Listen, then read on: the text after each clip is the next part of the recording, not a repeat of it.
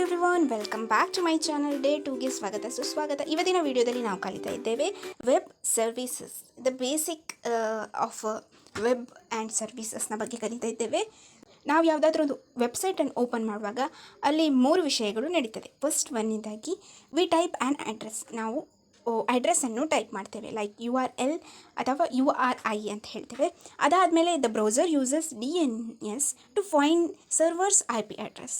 ಅದಾದಮೇಲೆ ಈ DNS ಸರ್ವರ್ಸ್ನಲ್ಲಿ IP ಅಡ್ರೆಸ್ಸನ್ನು ಹುಡುಕ್ತದೆ. ಅದಾದಮೇಲೆ the request goes through HTTP or HTTPS protocol to get the content. So ಇದು ಯಾವ ರೀತಿಯಾಗಿ ಆಗ್ತದೆ ಅಂದರೆ ಇದರ ಒಳ ಅರ್ಥ ಏನು ಅಂತ ಹೇಳಿ ನೋಡ್ಕೊಳ್ಳೋಣ. ಹೀಗೆ ನೋಡಿದ್ರೆ ನಿಮಗೆ ಖಂಡಿತವಾಗ್ಲೂ ಅರ್ಥ ಆಗಲಿಕ್ಕಿಲ್ಲ, ಏನದು URL URI ಅಂತ ಹೇಳಿದರೆ, HTTP ಅಂತ ಹೇಳಿದರೆ ಅಂತ ಏನೂ ಅರ್ಥ ಆಗಲಿಕ್ಕಿಲ್ಲ. Just we can break down that. First ನಾವು HTTP ಮತ್ತು HTTPS ಅಂತ ಹೇಳಿದರೆ ಏನು ಅಂತ ಹೇಳಿ ನೋಡ್ಕೊಂಡು ಬರೋಣ. Hyper text transfer protocol HTTP ಅಂತ ಹೇಳಿದರೆ, ಹೈಪರ್ ಟೆಕ್ಸ್ಟ್ ಅಂತ ಹೇಳಿದರೆ ಬಹಳ ವಿಶಾಲವಾದ ಅಂತಲೇ ಹೇಳ್ಬೋದು. ಆ ಒಂದು ಟೆಕ್ಸ್ಟ್ನ ಟ್ರಾನ್ಸ್ಫರ್ನ ಪ್ರೋಟೋಕಾಲ್ ಆಗಿರ್ತದೆ. It's like a language that web browsers and server use to talk to each other. ಈಗ ಬ್ರೌಸರ್ ಮತ್ತು ಸರ್ವರ್ ಎರಡು ಮಾತುಕತೆ ನಡೆಸಲಿಕ್ಕೋಸ್ಕರ ಒಂದು ಲ್ಯಾಂಗ್ವೇಜ್ ಬೇಕಲ್ಲ, ಆ ಲ್ಯಾಂಗ್ವೇಜನ್ನು ನಾವೇನು ಹೇಳಿ ಕರಿತೇವೆ, HTTP ಅಂತ ಹೇಳಿ ಕರಿತೇವೆ. ಫಾರ್ ಎಕ್ಸಾಂಪಲ್ ನೀವು ನೋಡ್ಬೋದು, ನಾವು ಯಾವುದಾದ್ರೂ ವೆಬ್ಸೈಟ್ಗೆ ವಿಸಿಟ್ ಮಾಡ್ತಾ ಇದ್ದೇವೆ ಅಂತ ಹೇಳಿದರೆ ಫಸ್ಟಿಗೆ HTTP ಡಾಟ್ ಆ ಥರ ಬರ್ತದೆ. Your browser sends an HTTP request to the server. So ನಮ್ಮ ಬ್ರೌಸರ್ ಸರ್ವರಿಗೆ ರಿಕ್ವೆಸ್ಟ್ ಕಳಿಸ್ತದೆ, HTTP ರಿಕ್ವೆಸ್ಟನ್ನು ಕಳಿಸ್ತದೆ. TPS ಅಂತ ಹೇಳಿದರೆ HTTP plus secure or TLS ಅಂತ ಹೇಳಿ ಹೇಳ್ತೇವೆ. ಸೇಮ್ HTTP ಅಂತ ಹೇಳಿದರೆ ಇಟ್ಸ್ ಅ ಲ್ಯಾಂಗ್ವೇಜ್, ಸರ್ವರ್ ಮತ್ತು ಬ್ರೌಸರ್ ಮಾತುಕತೆ ನಡೆಸಲಿಕ್ಕೆ ಇರುವಂತಹ ಲ್ಯಾಂಗ್ವೇಜ್. ಬಟ್ HTTPS ಅಂತ ಹೇಳಿದರೆ ಅದೇ same process but with encryption, ಸ್ವಲ್ಪ ಸೆಕ್ಯೂರಿಟಿ ಎಲ್ಲ ಜಾಸ್ತಿ ಇರುವ ಹಾಗೆ. ಇನ್ನು TLSನ ಫುಲ್ ಫಾರ್ಮ್ ಹೇಳೋದಾದರೆ ಟ್ರಾನ್ಸ್ಫರ್ ಲೇಯರ್ ಸೆಕ್ಯೂರಿಟಿ ಅಂತ ಹೇಳಿ. ಸೊ ಈ TLSನ ಯೂಸ್ ಮಾಡ್ಕೊಂಡು ಎನ್ಕ್ರಿಪ್ಷನ್ ಮಾಡ್ಕೊಳ್ತದೆ. ಪ್ರೊಟೆಕ್ಟ್ಸ್ ಪಾಸ್ವರ್ಡ್ ಆಗಿರ್ಬೋದು, ಬ್ಯಾಂಕ್ ಇನ್ಫೋ ಆಗಿರ್ಬೋದು, ಪರ್ಸ್ನಲ್ ಡಾಟಾ ಆಗಿರ್ಬೋದು, ಇವುಗಳನ್ನು ಹ್ಯಾಕರ್ಸ್ನಿಂದ ದೂರ ಇಡಲಿಕ್ಕೋಸ್ಕರ ನಾವು HTTPS ಅನ್ನು ಯೂಸ್ ಮಾಡ್ಕೋತೇವೆ. ನಾವಲ್ಲ, ಆ್ಯಕ್ಚುಲಿಯಾಗಿ ಸರ್ವರ್ ಮತ್ತು ಬ್ರೌಸರ್ನ ನಡುವಿನ ಕನೆಕ್ಷನ್. ನಾವು just we can visit, we can search, that's all. But ಅದರ ನಂತರದ ಪ್ರೊಸೆಸ್ ತುಂಬಾ ಇದೆ, ಒಂದೊಂದೇ ನೋಡ್ಕೊಂಡು ಬರೋಣ. ಎಕ್ಸಾಂಪಲ್, ಈಗ ಬ್ಯಾಂಕಿಂಗ್ ಸೈಟ್ಸ್ ಆಗಿರ್ಬೋದು, ಇಮೇಲ್ಸ್ ಆಲ್ವೇಸ್ ಯೂಸ್ HTTPS. ಅದು ಯಾವಾಗಲೂ HTTPS ಅನ್ನು ಯೂಸ್ ಮಾಡ್ತದೆ.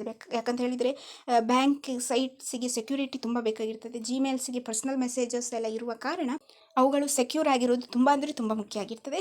So that's why they use HTTPS.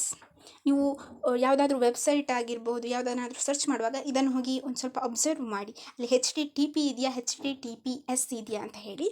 It's like a small lock icon in your browser, ಆಯಿತಾ. HTTP ಅಂತ ಹೇಳಿದರೆ ನಾರ್ಮಲ್ ಟಾಕ್ ಅಂತಲೇ ಹೇಳ್ಬೋದು. ಬಟ್ HTTPS ಅಂತ ಹೇಳಿದರೆ ಸೀಕ್ರೆಟ್ ಕೋಡ್ ಟಾಕ್ ಅನ್ನೋ ಹಾಗೆ ಇರ್ತದೆ. URL ವರ್ಸಸ್ URI ಅಂತ ಹೇಳಿದರೆ ಏನು ಅಂತ ಹೇಳಿ ನೋಡೋಣ.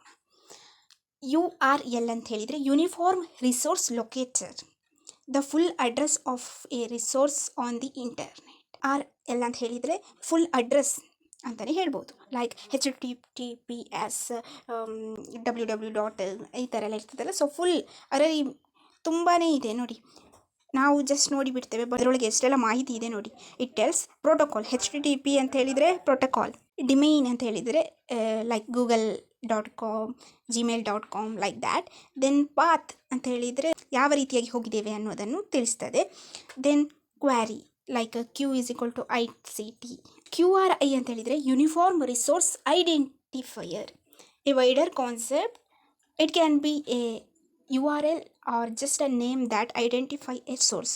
ಅದು ಏನು ಅಡ್ರೆಸ್, ಇದೇನು ಐಡೆಂಟಿಫೈಯರ್. ಸೊ ಲೈಕ್ ಎಕ್ಸಾಂಪಲ್ ಇಲ್ಲಿ ಕೊಟ್ಟಿದ್ದಾರೆ, A book identifier not a web link. ಇದೊಂದು ಬುಕ್ ಐಡೆಂಟಿಫೈಯರ್ ನೇಮ್ ಆಗಿರ್ತದೆ, ಇದು ವೆಬ್ ಲಿಂಕ್ ಅಲ್ಲ. ಸೊ ಅಲ್ಲಿ ಆದರೆ ವೆಬ್ಬಿನ ಲಿಂಕ್ ಕೊಟ್ಟಿದ್ರು. This is the difference between URL and I. So all URLs are URIs but not all URIs are URLs. ಎಲ್ಲ URLಗಳು ಕೂಡ URI ಆಗಿರ್ತದೆ, ಬಟ್ URL ಆಗಲಿಕ್ಕೆ ಸಾಧ್ಯ ಇಲ್ಲ. URI ಅಂತ ಹೇಳಿದರೆ ಅಡ್ರೆಸ್ಗಳೆಲ್ಲ ಬರ್ತದೆ, ಲೈಕ್ ವೆಬ್ ಲಿಂಕ್ ಅವುಗಳೆಲ್ಲ ಬರ್ತದೆ. ಬಟ್ URI ಅಂತ ಹೇಳಿದರೆ ಇಟ್ಸ್ ದ ಐಡೆಂಟಿಫೈಯರ್, ಹೆಸರಲ್ಲೇ ಇದೆ ನೋಡಿ, ಎಲ್ಲವೂ ಕೂಡ ಲಿಂಕ್ ಆಗಬೇಕಾಗಿ ಇಲ್ಲ. ಇನ್ನು DNS ಅಂತ ಹೇಳಿದರೆ ಏನು ಅಂತ ಹೇಳಿ ನೋಡ್ಕೊಂಡು ಬರೋಣ. DNS ಅಂತ ಹೇಳಿದರೆ domain name system. Internet works with IP address. ನಮ್ಗೆ ಗೊತ್ತುಂಟು, ಪ್ರತಿಯೊಂದು ಡಿವೈಸ್ಗೆ ಕೂಡ ಡಿಫ್ರೆಂಟ್ ಟೈಪಿದ್ದು ಅಡ್ರೆಸ್ಗಳಿರ್ತವೆ. ಸೊ ಎಕ್ಸಾಂಪಲ್ ಇಲ್ಲಿ ಕೊಟ್ಟಿದ್ದಾರೆ. So but human prefers name. ಈಗೇನು ಮಾಡ್ತೇವೆ ನಾವು, ಪ್ರತಿಯೊಂದು ಡಿವೈಸಿಗೆ ಕೂಡ IP ಅಡ್ರೆಸ್ಗಳಿರ್ತದೆ, ಆದರೆ ನಾವು IP ಅಡ್ರೆಸ್ಸನ್ನು ನೆನಪಿಟ್ಕೊಳ್ಳಿಕ್ಕಾಗ್ತದ, ಅದನ್ನು ಸರ್ಚ್ ಮಾಡಲಿಕ್ಕಾಗ್ತದ? ಖಂಡಿತ ಇಲ್ಲ. ತುಂಬ ಈ ವರ್ಡ್ಸ್ಗಳನ್ನು ನೆನಪಿಟ್ಕೊಳ್ಳುವ ಜನಕ್ಕೆ ಈ ನಂಬರ್ಸ್ಗಳನ್ನು ಟೈಪ್ ಮಾಡಿ ಹಾಕೋದಂದರೆ it is a difficult, it's are not possible also. ಪ್ರತಿಯೊಂದು ಈಗ ಗೂಗಲಿಗೊಂದು ಏನಿದೆ, ಒಂದು ಅಡ್ರೆಸ್ ಇದೆ, ಕೋಡ್ ಇದೆ ಅಂತ ಹೇಳಿದರೆ ನಾವು ನಂಬರ್ಸನ್ನು ನೆನಪಿಟ್ಕೊಂಡು ಸರ್ಚ್ ಮಾಡಲಿಕ್ಕೆ ತುಂಬಾ ಕಷ್ಟ ಆಗ್ತದೆ. ಅದೇ ನೇಮ್ಸ್ ಇದ್ದರೆ, ಅದರ ವರ್ಡ್ಸ್ ಇದ್ದರೆ, ಈಗ ಲೈಕ್ ಗೂಗಲ್ ಅಂತ ಹೇಳಿದರೆ ಗೂಗಲ್ ಅಂತ ಹೇಳಿ ನಮಗೆ ಗೊತ್ತಾಗಬೇಕು. ಅದೇ 2 3 6 7 9 10 ಲೈಕ್ ಆ ಥರ ಇದ್ದರೆ it's a difficult to memorise. So ಹ್ಯೂಮನ್ಗಳು ನೇಮ್ಸನ್ನು ಪ್ರಿಫರ್ ಮಾಡ್ತಾರೆ, like google.com, flipkart.com, amazon.com, like that. ಆದರೆ ಇಂಟರ್ನೆಟ್ಟಿಗೆ ಈ ಭಾಷೆ ಅರ್ಥ ಆಗೋದಿಲ್ಲ. ನೀವು google.com ಅಂತ ಹೇಳಿ ಮನುಷ್ಯ ಹೇಳಿದರೆ ಕೂಡ ಇಂಟರ್ನೆಟ್ಟಿಗೆ google.com ಅನ್ನುವಂಥದ್ದನ್ನು ಅಂಡರ್ಸ್ಟ್ಯಾಂಡ್ ಮಾಡ್ಕೊಳ್ಳಿಕ್ಕೆ ಆಗೋದಿಲ್ಲ. ಲೈಕ್ ಕಂಪ್ಯೂಟರ್ಗೆ 0 and 1 ಲ್ಯಾಂಗ್ವೇಜ್ ಮಾತ್ರ ಗೊತ್ತಿದ್ದ ಹಾಗೆ ಇವುಗಳಿಗೆ ಕೂಡ DNSನ ಹೆಲ್ಪ್ನ ಮೂಲಕ IP ಅಡ್ರೆಸ್ಗಳನ್ನು ನೋಡುವ ಕೆಪಾಸಿಟಿ ಮಾತ್ರ ಇರುವುದು. ಸೊ ಲೈಕ್ ಇಲ್ಲಿ ಹೇಳುವಾಗ, ಎಕ್ಸ್ಪ್ಲೈನ್ ಮಾಡುವಾಗ ನಿಮಗೆ ಅರ್ಥ ಆಗ್ತದೆ ನೋಡಿ. DNS is like a phone book. ಅದೊಂದು ಫೋನ್ ಬುಕ್ ಥರ ಇರ್ತದೆ. It converts name into IP address. Like ನಾವೀಗ ಫೋನ್ ಬುಕ್ಕಲ್ಲಿ ನೇಮ್ಸನ್ನು ಆ್ಯಡ್ ಮಾಡಿರ್ತೇವೆ, ಬಿಕಾಸ್ ನಮಗೆ ಫೋನ್ ನಂಬರ್ ನೆನ್ಪಿಟ್ಕೊಳ್ಕಾಗಲ್ಲ ಅಷ್ಟು ಜನರ. ಸೊ ಅದೇ ರೀತಿಯಾಗಿ ಕೂಡ ಇದು ಕೆಲಸ ಮಾಡ್ತದೆ. ಸೊ ಲೈಕ್ ಇಲ್ಲಿ ಒಂದು ಎಕ್ಸಾಂಪಲ್ ಕೊಟ್ಟಿದೆ. ನಾವೀಗ ಸರ್ಚ್ ಮಾಡ್ತೇವೆ ಅಂತ ಹೇಳಿ ಅಂದ್ಕೊಳ್ಳಿ, www.google.com ಅಂತ ಹೇಳಿ ಸರ್ಚ್ ಮಾಡ್ತೇವೆ ಅಂತ ಹೇಳಿ ಇಟ್ಕೊಳ್ಳಿ. ಸೊ ಅಥವಾ ಅದನ್ನು ಟೈಪ್ ಮಾಡ್ತೇವೆ ಅಂತ ಹೇಳಿ ಇಟ್ಕೊಳ್ಳಿ. DNSಗಳು ಏನು ಹೇಳ್ತವೆ ಅಂತ ಹೇಳಿದರೆ, ಓಕೆ, ಬ್ರೌಸರ್ಗೆ ಹೇಳ್ತದೆ ಇಂಥ ಒಂದು ಅಡ್ರೆಸ್ಸಿಗೆ ಹೋಗು ಅಂತ ಹೇಳಿ. ಸೊ ಅದೇ ರೀತಿಯಾಗಿ ಅವರಿಗೆ ಆ ಲ್ಯಾಂಗ್ವೇಜ್ ಅರ್ಥ ಆಗಲ್ಲ, ನಮಗೆ ಈ ಲ್ಯಾಂಗ್ವೇಜ್ ಅರ್ಥ ಆಗಲ್ಲ. ಸೊ ನಮ್ಮ ಒಂದು ನೇಮ್ಸ್ನ ಲ್ಯಾಂಗ್ವೇಜನ್ನು ಅವುಗಳು ಅಂದರೆ DNSಗಳು IP ಅಡ್ರೆಸ್ಗಳಾಗಿ ಕನ್ವರ್ಟ್ ಮಾಡ್ತವೆ. ಇದರಿಂದಾಗಿ ಅವುಗಳು ಆ ಒಂದು ಇದಕ್ಕೆ ರೀಚ್ ಆಗಲಿಕ್ಕೆ ಸಾಧ್ಯ ಆಗ್ತದೆ. Without DNS you would have to memorize numbers instead of numbers. ಈ DNS ಇಲ್ಲದೆ ಹೋಗಿದ್ರಂತೂ ಜೀವನ ಭಾರಿ ಕಷ್ಟ ಆಗ್ತಿತ್ತು. ಯಾಕಂತ ಹೇಳಿದರೆ ನಮಗೆ ನಂಬರ್ಸನ್ನು ನೆನಪಿಟ್ಕೊಳ್ಬೇಕಾಗಿತ್ತು, ನೇಮ್ಸನ್ನು ನೆನಪಿಟ್ಕೊಂಡು ಏನು ಪ್ರಯೋಜನ ಆಗ್ತಾ ಇರಲಿಲ್ಲ.